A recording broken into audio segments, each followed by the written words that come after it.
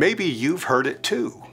Over and over, I've been hearing people say, what in the world is going on in the world today? I've never seen such things happening. I've never seen people reacting and acting the way they have been over the past few weeks and months. Surely the world is falling apart. Maybe you've heard that too. Is the world truly falling apart? Matthew chapter 24 shares some very inspirational words with us. Beginning with verse 4, Jesus told them, "Do not let anyone mislead you. For many will come in my name, claiming I am the Messiah. They will deceive many, and you will hear of wars and threats of wars, but don't panic. Yes, these things must take place, but the end won't follow immediately.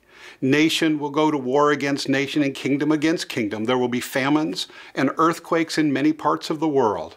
But verse 8 says, "But all of this is only the first of the birth pains, with more to come."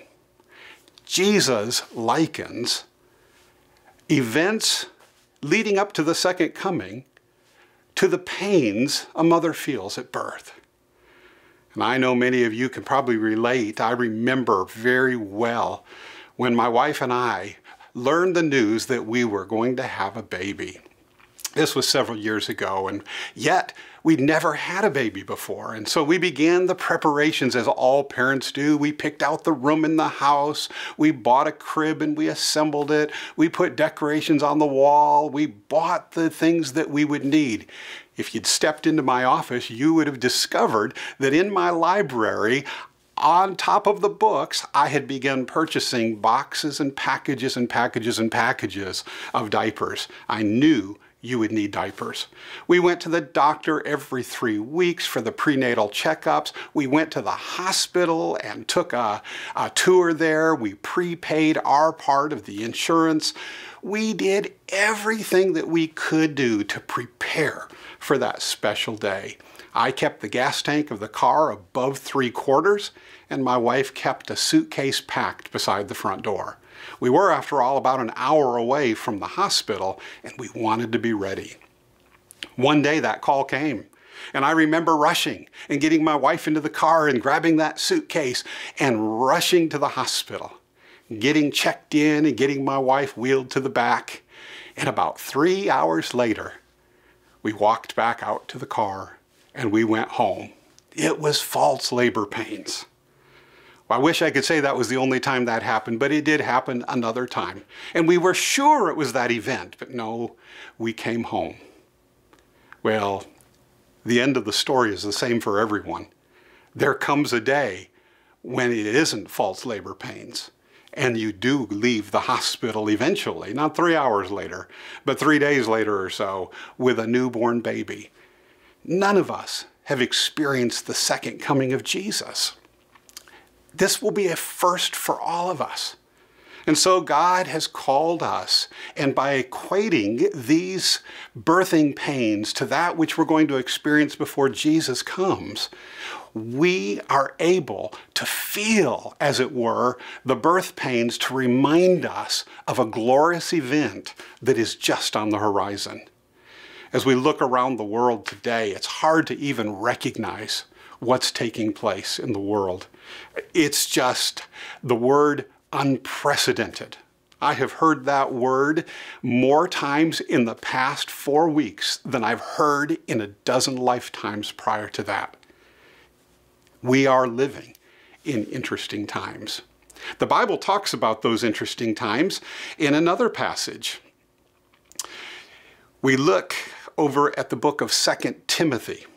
In 2 Timothy chapter 3, in the first few verses, he talks about, "You should know this, Timothy, that in the last days there will be very difficult times, for people will love only themselves and their money. They will be boastful and proud, scoffing at God, disobedient to their parents, ungrateful.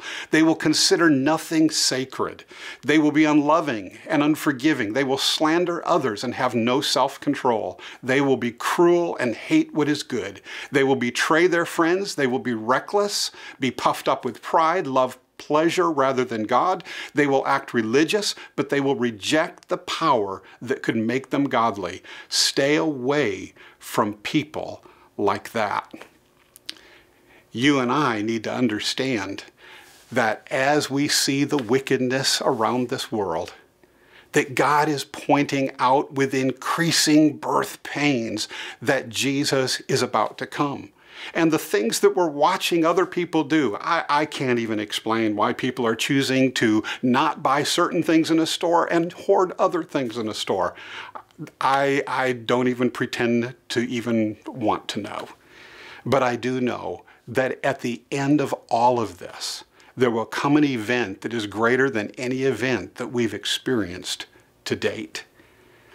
Questions that need to be asked. Are we ready for Jesus to come? Will this be an event that I will be able to live through? Will I be able to understand what God is calling us to do in these last days? I'm not sure that everyone can answer those questions, but I am totally certain that everyone needs to be able to answer those questions. God tells us that someday soon I will come again to receive you unto myself, that where I am, there you may be also. My friends, when the birthing pains become the real pains and Jesus breaks through that clouds in the sky and he comes to take his children home, it's because he wants to take us home with him. He wants us to be with him. I remember living in Florida when the hurricanes come. And you have to prepare. And I remember when Category 3+ hurricane was on its way, and my mother at that point in time had always made us promise that if there was going to be a hurricane over a level 3 that we would get out of town. And at that point in time, I owned a small trailer, utility trailer, and I loaded that or attached it to the car, and we started loading things by the house. What were we going to take with us? Well, we should take this. And we said, well, no, that can be replaced. We should take this. Well, I don't know how important that is. My friends, I'll tell you this. By the time we drove out of that driveway, the trailer was still parked beside the garage. Everything we took with us was able to easily fit in that car, because when it came down to it, there were only a few things that were of urgent importance that we couldn't purchase anew or that we couldn't live without. It was being safe that was the most important of all, and it was taking those that we love and being with family. That was our focus. And my friend, that's God's focus. He wants to bring us to where he is so that the things of this earth can disappear. We can walk away from here knowing that there's something greater in store. My friends, people will say over and over and over, the world is falling apart. But I believe that Bible-believing Christians, Seventh-day Adventist Christians, people who love the Lord, we know the world isn't falling apart. We know it's simply falling into place. And when all the pieces are in place, that's when we see something we've never seen before. Jesus Christ coming in all his glory to take his children home. I want to be ready when Jesus comes.